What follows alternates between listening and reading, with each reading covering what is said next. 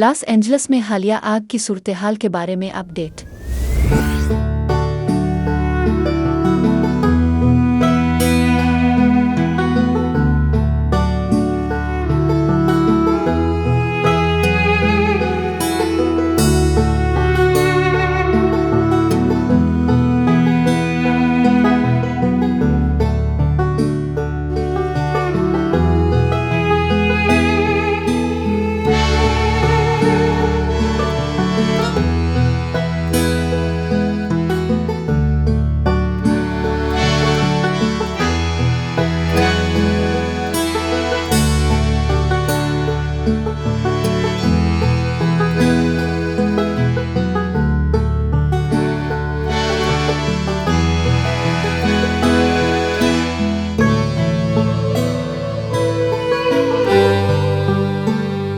Los Angeles के मुख्तलिफ इलाकों में आग ने तेज़ी से फैलना शुरू कर दिया है।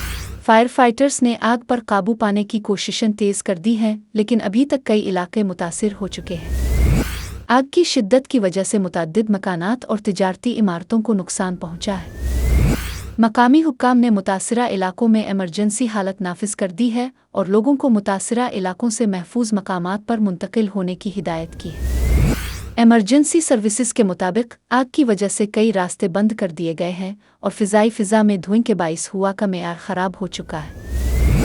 फायर फाइटर्स और रेस्क्यू टीमें अभी तक आग को बुझाने में मसरूफ़ हैं और शहरियों से दरख्वास्त की गई है कि वो तमाम हिफाजती तदाबीर इख्तियार करें और हिदायत पर अमल करें।